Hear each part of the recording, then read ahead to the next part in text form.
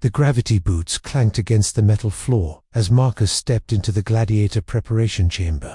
At 2 meters tall and weighing barely 70 kilograms, he looked like a twig among the assembled warriors. His opponent, Vexera of the Crimson Peaks, towered nearly 3 meters high, her scaled hide rippling with muscle that could crush starship hulls. "This is the human," her voice rumbled through the chamber like distant thunder. "The one who claims to represent Earth's finest warriors." Marcus adjusted his standard-issue combat suit, ignoring the snickers from other alien combatants. The Galactic Combat League had strict rules about enhancement technology, but what they didn't understand was that humans didn't need enhancements. They needed restrictions. "I am," he replied simply. Vexera's massive frame shook with laughter. "Look at those pathetic limbs. Your muscles are like dried vegetation. I've seen human entertainment vids break bones just from running." She flexed her arm, displaying biceps the size of Marcus's torso. "I will snap you like a twig, Subskin." The crowd beyond the energy barrier roared approval. Betting odds flashed across holographic displays 10,000 to 1 against the human. Marcus had seen those odds before, on 17 different worlds, in 43 different arenas. "They never learned. The rules are simple," announced the referee, a crystalline being whose voice chimed like breaking glass. "No weapons, no enhancements, no killing. Victory by submission or incapacitation. Combatants, prepare." Marcus rolled his shoulders, feeling the familiar weight of deception. His combat suit wasn't just fabric and padding, it was a gravity amplifier, cranked to maximum setting. Every movement he made was against 5 times Earth's gravity. Every breath, a struggle against invisible force. The other combatants saw weakness, where there was actually overwhelming strength being suppressed. "Are you ready to beg for mercy, little human?" Vexera's claws extended, each one capable of piercing battle armor. "I'm ready," Marcus said, reaching slowly for his suit's control panel. His fingers found the release toggle. "Are you?" The arena doors began to open. The crowd's roar intensified. Vexera crouched low, preparing to charge. Marcus stood perfectly still, calculating trajectories and impact points with the cold precision of a predator. "Begin," the referee announced. Vex launched herself forward with tremendous force, her claws aimed at Marcus's throat. She moved fast, faster than most humans could track. But Marcus had spent 3 years in the underground fighting circuits of Europa, where opponents moved faster than bullets and hit harder than meteor strikes. His hand completed its journey to the control panel. The gravity amplifier disengaged with a soft click. Suddenly, Marcus weighed 12 kilograms instead of 60. His muscles, trained under crushing artificial gravity, now operated in what felt like zero resistance. The world slowed around him as his enhanced reflexes, enhanced not by technology but by brutal conditioning, kicked into overdrive. Vexera's charge, which had seemed lightning fast, now appeared sluggish. Marcus stepped aside with fluid grace, his movements so quick that several spectators would later swear he had. As the massive alien sailed past him, he reached out with casual precision and grasped her wrist. What happened next would be replayed across the galaxy for years to come. The impact crater in the arena wall was 12 meters wide and 3 deep. Vexera's unconscious form lay embedded in the reinforced neutronium plating, her supposedly unbreakable scales cracked and bleeding. The crowd sat in stunned silence, their cheers dying as they processed what they had just witnessed. Marcus stood in the center of the arena, breathing normally, his expression unchanged. Around him, the other combatants stared in horror and disbelief. The human had just thrown a 3-meter half-tone warrior across the arena like she was made of paper. "Impossible," whispered Kethma, a veteran gladiator from the Vega system. "No human possesses such strength. The gravity on their world is pathetic, barely 1 standard unit." The referee's crystalline form flickered with confusion. "Scan the human for enhancement technology. This cannot be natural." Energy beams swept over Marcus, probing for illegal augmentations, synthetic muscles, neural boosters, anything that might explain what they had just seen. The scanners found nothing. Standard human physiology, albeit in exceptional condition. "Scanners show no artificial enhancements," the referee announced, its voice carrying a note of bewilderment. "The human appears to be ... unmodified." Marcus walked over to where Vexera lay groaning in the crater. The massive alien was beginning to regain consciousness, her yellow eyes focusing on him with a mixture of fear and respect. How? She rasped, her voice barely above a whisper. Your species is weak, fragile. You break your own bones attempting to lift heavy objects. Do we? Marcus knelt beside her, his movements gentle despite the violence he had just displayed. Tell me, Vexara, what do you know about human evolution? She tried to sit up, wincing as her cracked ribs protested. You evolved from scavengers, pack hunters who relied on persistence rather than strength. Your world has weak gravity, thin atmosphere, limited predators. That's what we told you, Marcus said quietly. It's what we tell everyone. The crowd leaned forward, straining to hear. The conversation was being broadcast across 17 star systems, reaching an audience of billions. Marcus knew this moment would change everything. The careful illusion humanity had maintained for decades was about to crumble. You see, we humans have a saying, Marcus continued. Speak softly and carry a big stick. We've been speaking very softly for a very long time. He stood, offering Vexara his hand. After a moment's hesitation, she took it, and he helped her to her feet with surprising gentleness. The truth is, Earth isn't the peaceful garden world we've described. It's a death world, Vexara. Everything on our planet is trying to kill everything else. The gravity that seems weak to youth, that's after we've adapted to it for millions of years. The thin atmosphere you mention contains 21% oxygen, which is toxic to most species. We breathe poison and call it air. Vexara's eyes widened. But your people seem so ... fragile. Your warriors lose to our children in sporting events. Because we let them, Marcus said. Because we've been very careful to appear weak while we studied you. All of you. The arena erupted in confused murmurs. In the VIP section, representatives from dozens of alien governments huddled in urgent consultation. The human had just revealed that everything they thought they knew about his species was a lie. The combat suit I wear. Marcus gestured to his seemingly ordinary gear. It doesn't enhance my abilities. It suppresses them. I've been fighting you while carrying 5 times my natural weight, with my reflexes slowed and my strength dampened. He looked directly at the main broadcast camera, his expression calm, but his words carrying the weight of absolute certainty. We've been holding back because we hoped we could coexist peacefully. But some of you have mistaken our restraint for weakness. That was your first mistake. The silence in the arena was deafening. Your second mistake was assuming you knew what humans were capable of. The emergency session of the Galactic Senate convened within hours of the arena broadcast. Representatives from 47 species gathered in the Great Chamber, their voices raised in panic and outrage. Ambassador Nixare of the Hegemony Council slammed her appendage against the podium. This cannot be allowed to stand. The humans have deceived us for decades. They are clearly a warrior species, masquerading as peaceful traders. Marcus sat in the human delegation's chair, flanked by 2 other humans who had arrived on the emergency transport. Commander Elena Buskus, her silver hair pulled back in a severe bun, and Dr. Ravi Patel, whose calm demeanor masked the brilliant tactical mind that had designed humanity's infiltration strategy. The humans must be contained, declared Senator Vertax of the Centauri Alliance. If what we witnessed is true, they pose a threat to galactic security.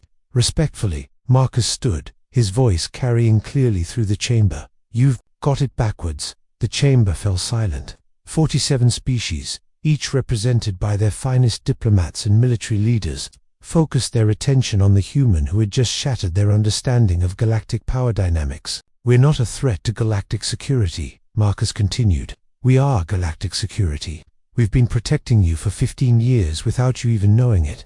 Commander Vasquez activated a holographic display. Images flooded the starships engaged in brutal combat, worlds reduced to smoking ruins, species fleeing in terror from something the assembled delegates had never seen before. The Devourers. Dr. Patel spoke for the first time, his voice soft but carrying absolute authority.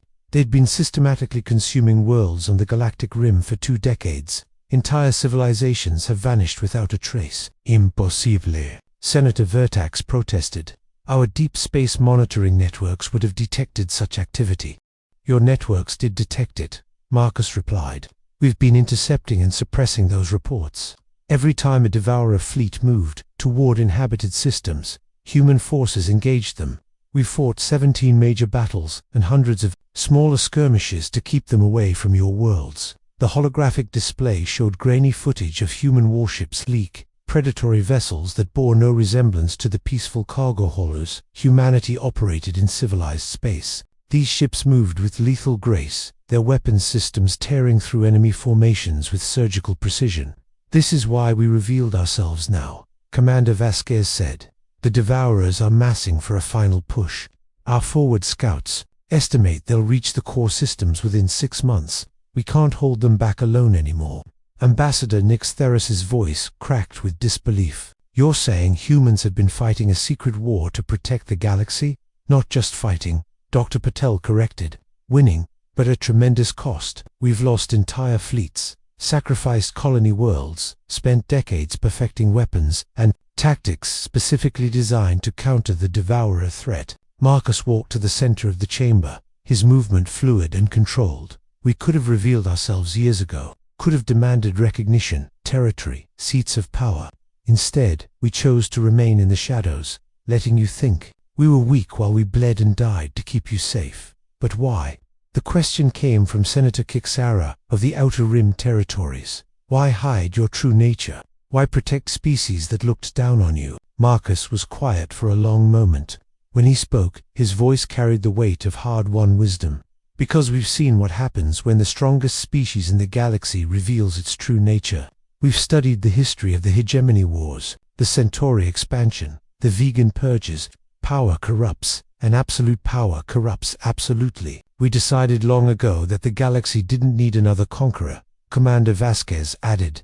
"It needed a protector, someone willing to stand between the darkness and the light, asking for nothing in return. Until now," Dr. Patel concluded. "Now we need your help, not your ships or your weapons. Those wouldn't be effective against the Devourers anyway.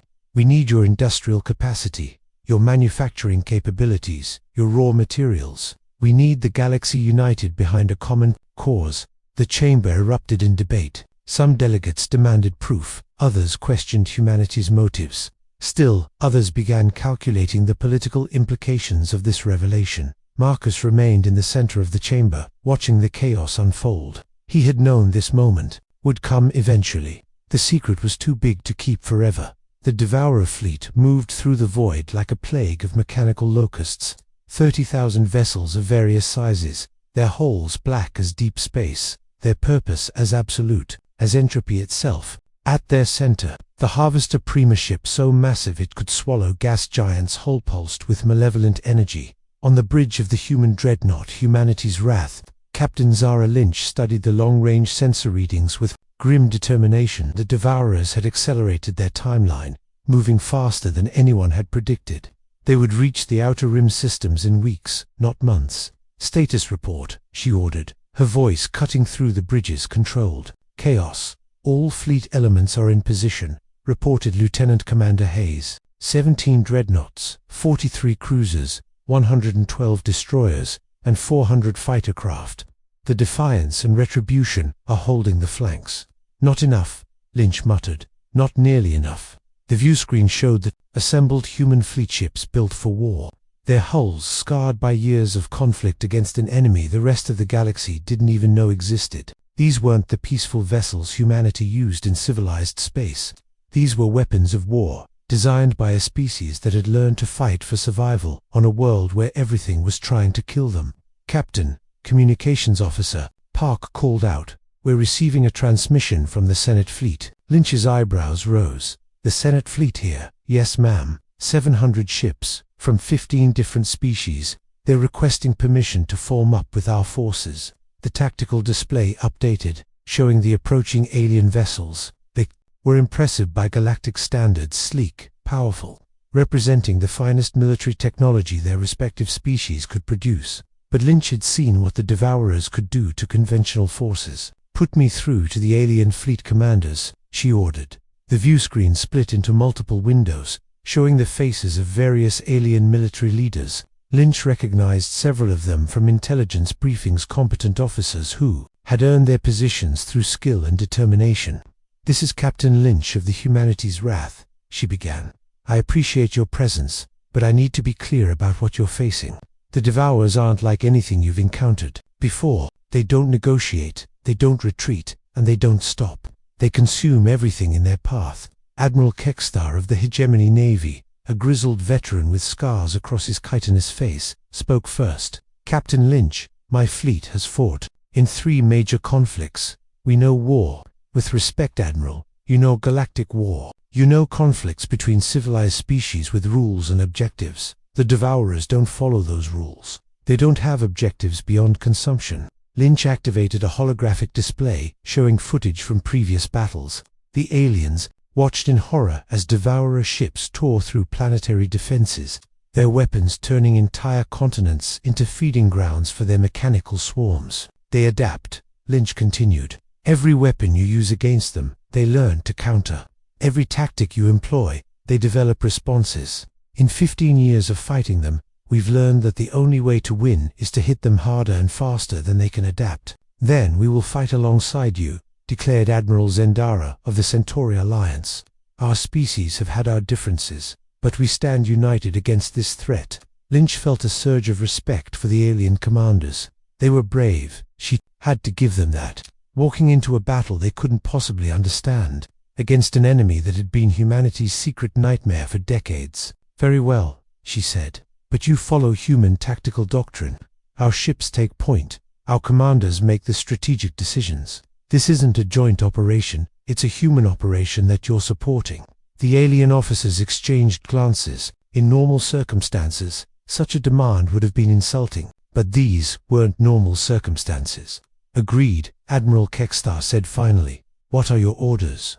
Lynch studied the tactical display, calculating probabilities and potential outcomes. The Devourers had never faced a united galactic force. Before, they had adapted to fighting humans, but could they adapt to fighting 15 different species with wildly different technologies and tactics? We're going to try something we've never done before, she announced. We're going to show them what happens when Earth's children fight alongside their galactic family. The fleet began to move, human and alien vessels forming a massive formation as they advanced toward the approaching darkness. Behind them, the core worlds of the galaxy continued their daily lives, unaware that their existence hung in the balance. The battle began 3 light-years from the Kepler 442 system, where 2 million colonists lived in blissful ignorance of the approaching apocalypse. The Devourer advanced scout sleek, predatory vessels that moved like living things detected the combined fleet and immediately began their attack pattern.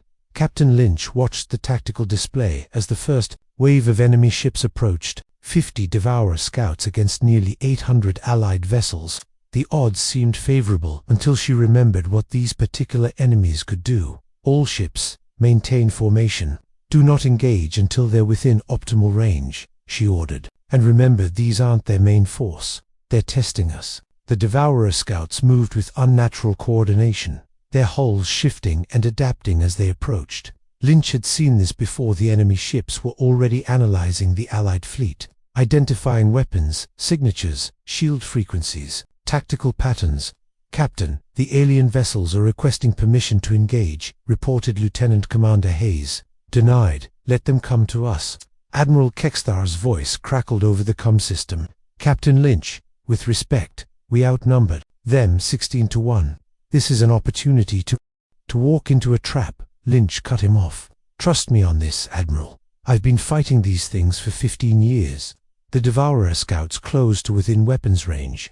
For a moment, the void was silent, except for the hum of engines and the whisper of targeting systems. Then the enemy opened fire. The first salvo was devastating. Beams of pure energy lanced across space, striking the Allied fleet with pinpoint accuracy. But instead of the expected destruction, the human ship's shields held. The alien vessels behind them took heavier damage, their conventional defenses struggling against weapons they had never encountered.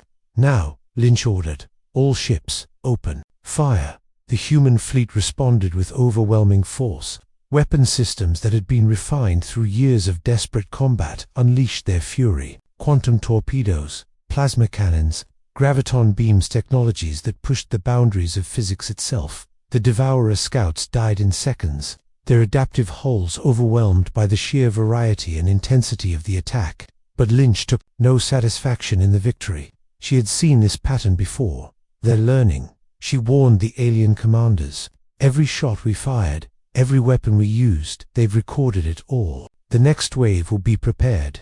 As if summoned by her words, the sensor grid lit up with new contacts. 100 Devourer vessels, larger and more heavily armed than the scouts, emerged from hyperspace. Their hulls gleamed with new adaptations, specifically designed to counter the weapons that had just destroyed their advance force. Fascinating, Dr. Patel's voice came over the comm from the science vessel Prometheus. They're not just adapting defensively, they're incorporating our own technology into their systems. Lynch watched in grim fascination as the approaching Devourer ships displayed energy signatures that matched some of the alien weapons.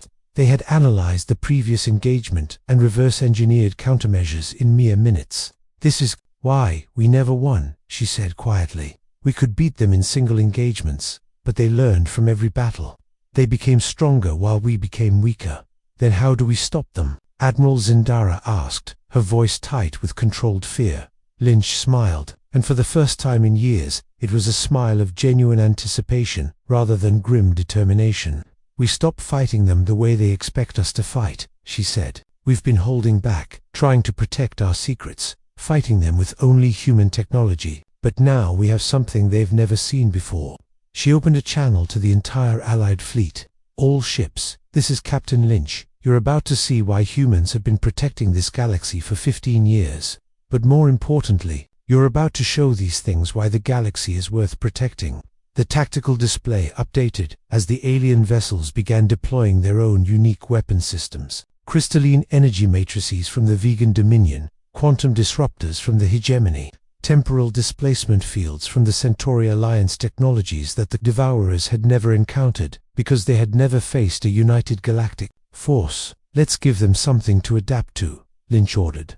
The second wave of battle began, and with it, the first real test of whether the galaxy's children could stand together against the darkness. The battle raged for 6 hours. A dance of death played out across the void. The Devourer fleet adapted with terrifying speed, their hulls reshaping themselves to counter each new weapon, their tactics evolving to exploit every weakness. But for the first time in decades, they were losing. Captain Lynch stood on the bridge of the Humanity's Wrath, watching the tactical display with growing amazement. The alien vessels were proving far more effective than she had dared hope.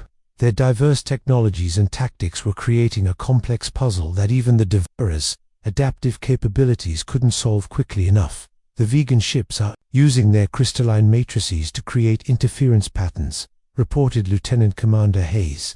"The Devourers can't lock onto their energy signatures, and the Centauri temporal fields are disrupting their coordination networks," added Tactical Officer Chen. "They're having trouble maintaining their swarm formations." Lynch nodded, her respect for the alien commanders growing with each passing minute. They had adapted to fighting alongside humans with remarkable speed, their crews learning to coordinate with technologies they had never seen before. "Captain," Communications Officer Park called out, "we're receiving a priority transmission from Admiral Kekstar." The Admiral's scarred face appeared on the view screen. But instead of the grim determination Lynch had expected, his expression showed something close to exhilaration. "Captain Lynch, my compliments to your tactical officers. This is the most effective fleet coordination I've seen in 30 years of service. The credit belongs to your crews as well, Admiral. They're adapting faster than I thought possible. Perhaps that's because we're finally fighting for something that matters." Admiral Zendara interjected, her voice carrying over the comm. "Not territory or resources, but the right to exist." The conversation was interrupted by a new alarm. The sensor grid showed a massive hyperspace signature approaching something so large it distorted local spacetime. "Harvester Prime," Lynch whispered, her blood running cold. "They're bringing out the big guns." The largest Devourer vessel ever encountered emerged from hyperspace like a mechanical nightmare, 50 kilometers long and bristling with weapons. It was less a ship than a mobile planet designed for one purpose: consumption.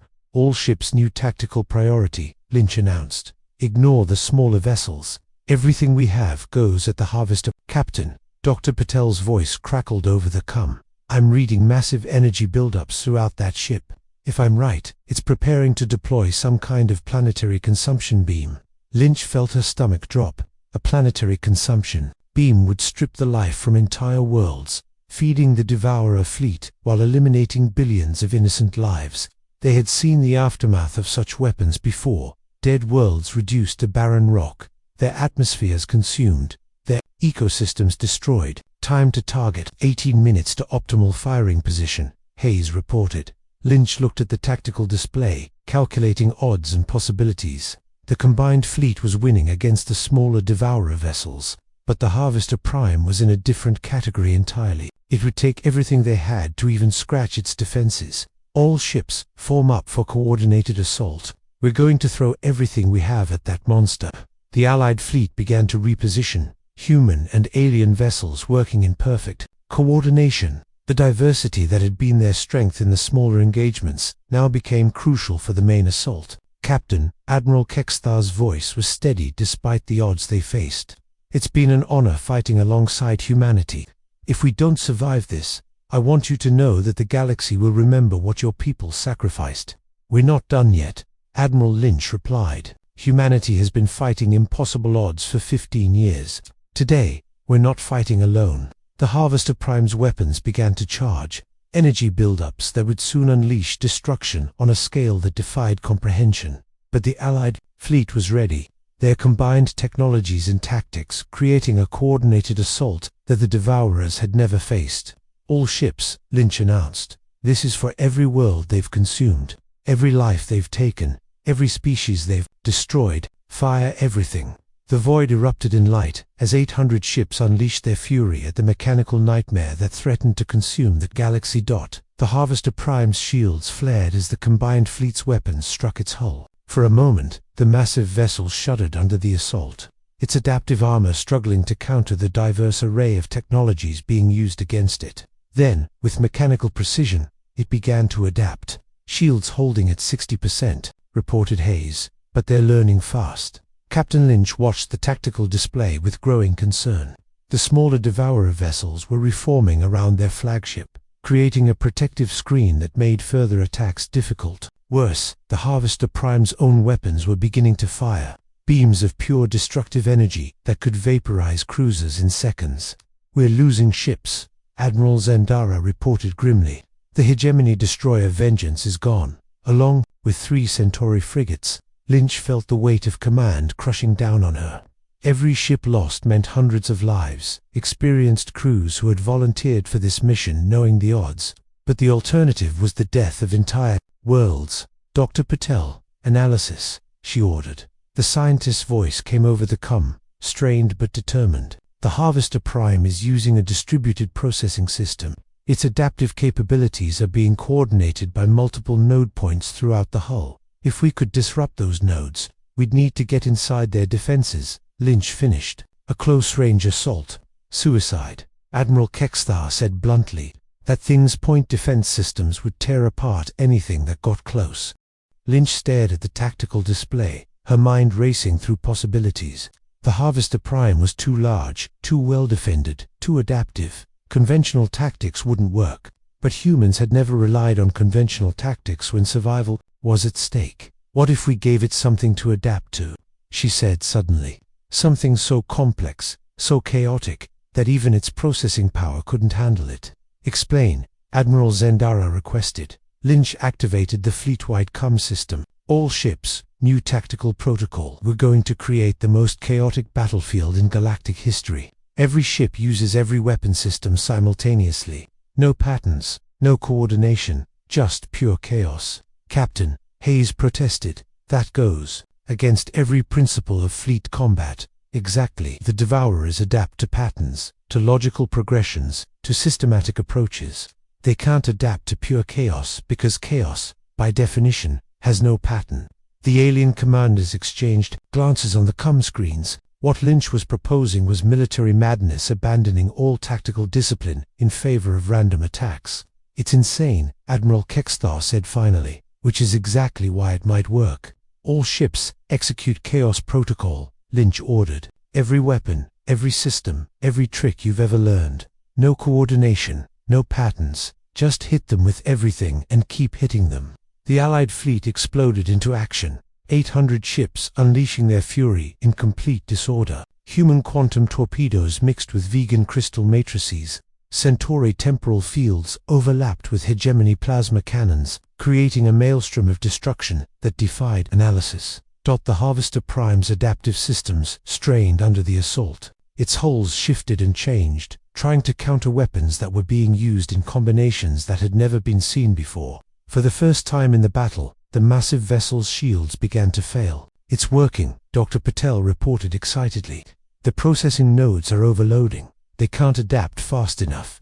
Lynch felt a surge of hope, but it was short-lived. The Harvester Prime's main weapon was still charging, and even with their shields failing, the massive vessel had enough firepower to destroy every ship in the fleet.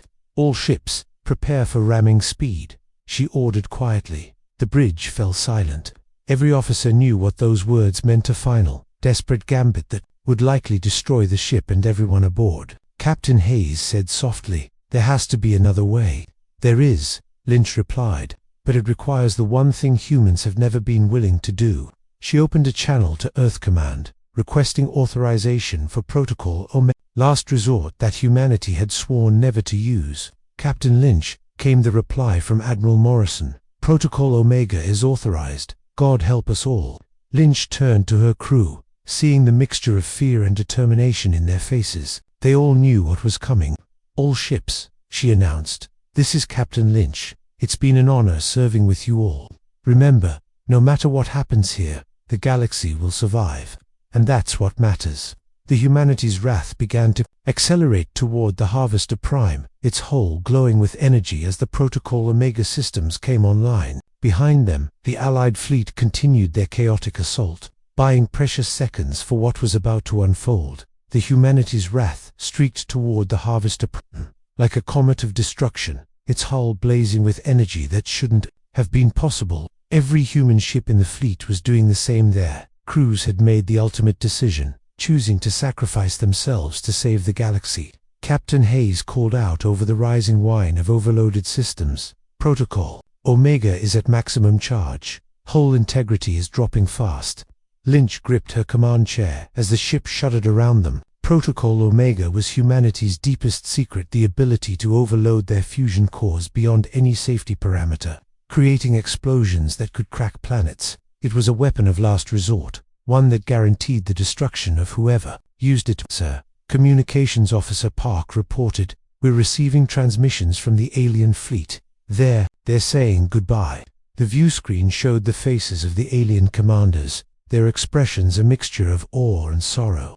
They understood what the humans were doing, sacrificing themselves to save worlds they had never seen, people they had never met. "Captain Lynch," Admiral Kekstar's voice was thick with emotion, "on behalf of the Galactic Senate, I want you to know that humanity's sacrifice will never be forgotten. Your species has shown us what true courage looks like." "Admiral," Lynch replied, her voice steady despite the chaos around her, "take care of the galaxy for us. And remember, strength isn't about how hard you can hit, it's about how much you can take and keep moving forward."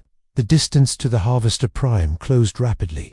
The massive vessel's point defense systems were firing frantically, trying to stop the approaching human ships, but the Protocol Omega overloads were making their hulls nearly indestructible in the final moments. 10 seconds to impact, Hayes reported. Lynch looked around the bridge at her crew people who had volunteered for this mission knowing they might not return. They had served with honor, fought with courage, and now they were about to make the ultimate sacrifice.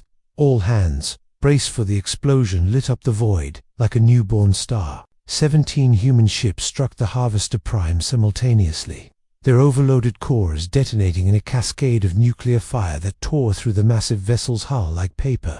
The adaptive armor that had withstood the combined fleet's assault for hours simply vaporized under the assault. The Harvester Prime's death throes were spectacular. Secondary explosions rippled through its structure as its own weapon systems overloaded. The consumption beam, still building to fire, turned inward instead, the massive vessel literally consuming itself in its final moments. The remaining Devourer fleet, suddenly cut off from their flagship's coordination, began to scatter. Without the Harvester Prime's processing power, they reverted to individual hunter-killer mode, dangerous but no longer capable of coordinated assault. "All ships pursue and destroy," Admiral Kekstar ordered, his voice carrying new authority. "Don't let a single one escape."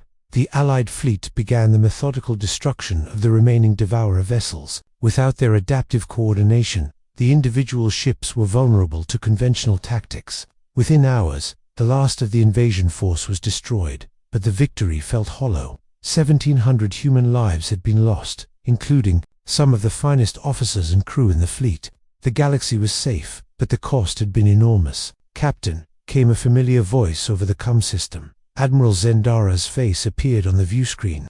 Her expression solemn. "We're reading massive wreckage from the Harvester Prime. Any signs of survivors?" "Negative," replied Dr. Patel from the science vessel Prometheus. "The Protocol Omega detonations were too powerful. Nothing could have survived that." The fleet held position in respectful silence, honoring the sacrifice of the human crews. In the distance, the wreckage of the Harvester Prime drifted slowly, a monument to the price of victory. "Admiral," Dr. Patel continued, "I'm reading something unusual in the wreckage. Energy signatures that don't match Devourer technology." Admiral Zendara leaned forward. "Explain." "It's human life signs. Faint, but definitely there. Someone survived." The Allied fleet rushed toward the wreckage, their sensors sweeping through the debris field. What they found defied explanation: a single human escape pod, its hull scarred but intact, drifting among the remains of the Harvester Prime. "This is impossible," Admiral Kekstar muttered. "Nothing could have survived that explosion." But as the rescue teams brought the pod aboard, they discovered that the impossible had indeed happened. Captain Lynch emerged from the pod, battered but alive, her eyes carrying the weight of what she had witnessed. "Captain," Admiral Zendara said, softly, "how did you survive?" Lynch looked around at the assembled officers, human and alien alike. "I didn't activate Protocol Omega," she said quietly. "My crew did. They locked me in the escape pod and ejected me before the detonation, they said." Her voice caught. "They said the galaxy would need someone to remember what happened here." 3 months after the Battle of Kepler 442, the Galactic Senate convened an emergency session. The Great Chamber was packed with representatives from every major species, their voices raised in heated debate about humanity's role in galactic affairs. Captain Lynch stood at the center of the chamber, no longer the unknown human from the gladiatorial arena. She wore the uniform of the newly created Galactic Defense Force, her shoulders bearing the insignia of Supreme Commander, a rank created specifically for the person who had led the defense against the Devourers. "The question before us," announced Senator Vertax, "is simple. What do we do with a species that has been secretly protecting the galaxy for 15 years? They deceived us," argued Ambassador Nick Thora. "They allowed us to believe they were weak, while they possessed weapons capable of destroying planets." "They saved us," countered Admiral Kekstar, who had been granted a permanent seat in the Senate after his actions during the battle. "While we squabbled over trade routes and territorial disputes, they were bleeding and dying to keep us safe." Lynch listened to the debate with growing frustration. The same politicians who had dismissed humanity as irrelevant were now arguing about whether humans could be trusted with power. The irony was not lost on her. "If I may," she said quietly, her voice cutting through the noise. The chamber fell silent. In the months since the battle, Lynch had become something of a legend, the human who had stood against impossible odds and won. "You're debating the wrong question," she continued. "You're asking what to do with humanity, as if we're a problem to be solved, but we're not going anywhere. We're part of this galaxy now, for better or worse." "But you lied to us," Senator Vertax protested. "You made us think you were weak, when you were actually the strongest species in the galaxy." "We are the strongest species in the galaxy," Lynch replied bluntly.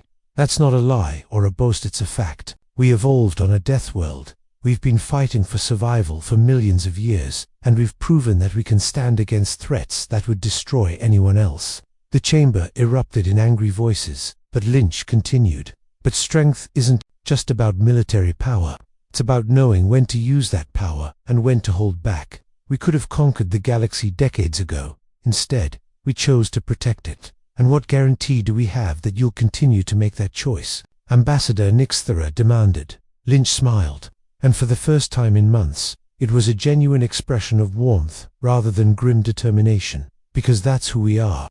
We're not conquerors or destroyers, we're protectors. It's what we've always been, from the moment we first looked up at the stars and wondered what was out there."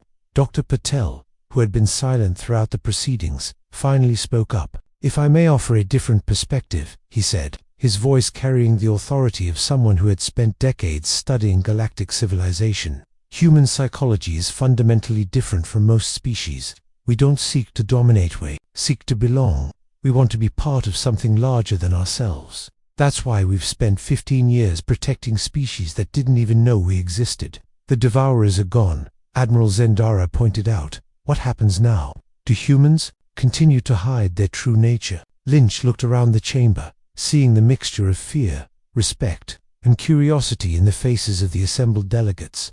These were the representatives of dozens of species, each with their own history, culture, and perspective on the galaxy. No more hiding, she said firmly. No more pretending to be something we're not. Humanity is officially announcing its presence as a major galactic power, but we're doing it on our terms. And what are those terms? Senator Vertax asked. Simple. We'll continue to protect the galaxy, but we won't do it alone. We're proposing the creation of a true galactic defense force, with representatives from every species, using the best technology and tactics from all our civilizations, under human command. Ambassador Nixthera asked, suspiciously. Under unified command, Lynch corrected, with leaders chosen based on merit, not species. If that happens to be a human, so be it. If it's someone else, that's fine too. The chamber was quiet for a long moment. The proposal was radical, a complete restructuring of galactic military organization, with humans taking a leading role, but not a dominating one. There's one more thing, Lynch added. We're also proposing the establishment of a new research initiative. The Devourers weren't the only threat out there. Our long-range scouts have detected other dangerous phenomena. In the outer rim, things that make the Devourers look like a minor inconvenience. The silence in the chamber was deafening. The delegates had just learned that the galaxy's greatest threat had been defeated, only to discover that even greater dangers lay ahead. The universe is a dangerous place, Lynch concluded. But it's also beautiful, diverse, and worth protecting. Humanity has been doing that job alone for 15 years. Now we're asking for partners, not subjects. 1 year later, Marcus stood in the command center of the newly constructed Galactic Defense Station, watching the orbital shipyards of Unity Base as they churned out vessels for the integrated fleet.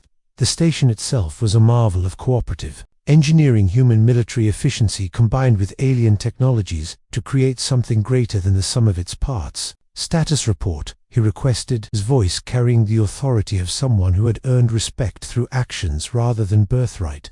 All sectors reporting green, replied Commander Veltara, a hegemony officer who had volunteered for the integrated command structure. The new destroyer squadrons are performing within expected parameters, and the mixed crews are adapting well to the unified protocols. Marcus nodded with satisfaction. The integration hadn't been easy. Different species had different ways of approaching combat, different technologies, different cultural expectations, but they were making it work, one ship at a time. Sir, called out Lieutenant Orickson, a young Centauri who had shown remarkable aptitude for tactical analysis. We're receiving a priority transmission from the Deep Space Monitoring Network. Marcus felt his blood chill. The Deep Space Network was humanity's early warning system, designed to detect threats from the galactic rim.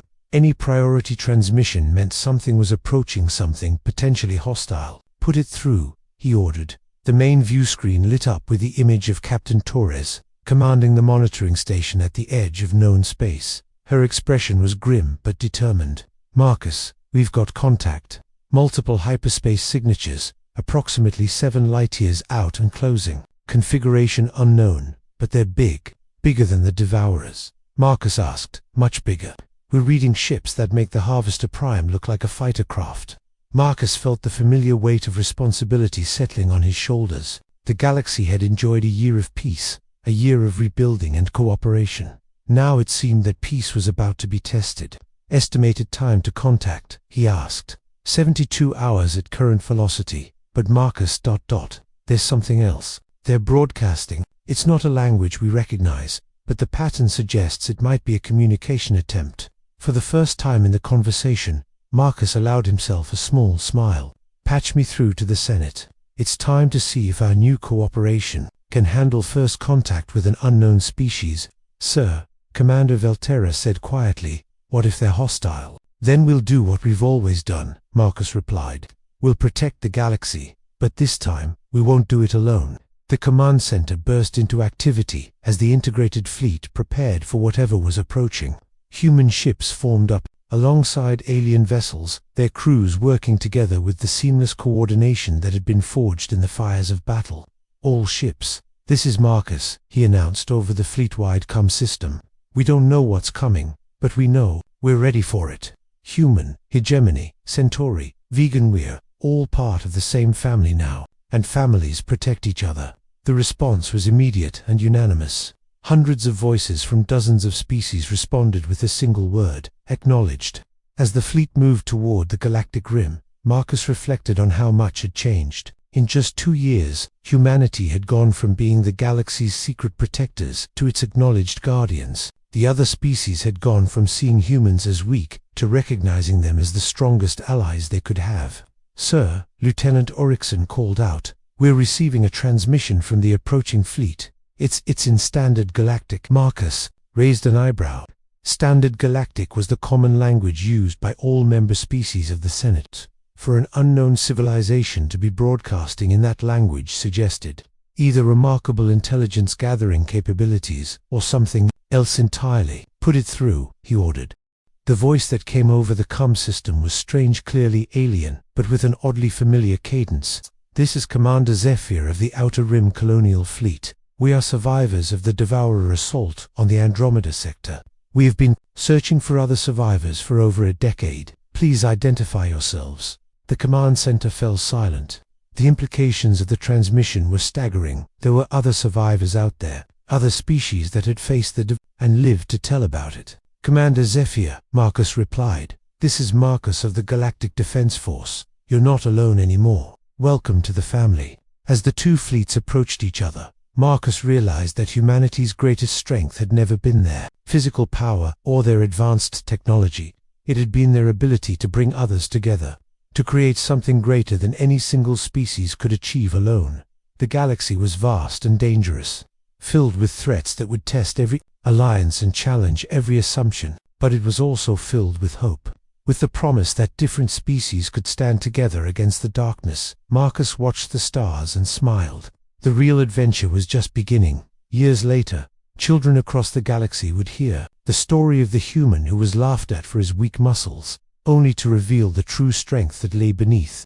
They would learn about the species that chose to protect rather than conquer, to unite rather than divide. The arena where it all began was preserved as a monument, with a simple plaque that read, "Strength is not in the muscle, but in the heart." Humanity showed us both, and in the depths of space, the integrated fleets of the Galactic Defense Force continued their eternal vigilance, ready to face whatever challenges the universe might bring. They were no longer just human ships or alien vessels. They were something new, something stronger. They were the guardians of the galaxy, and they would never stop protecting the stars they called home.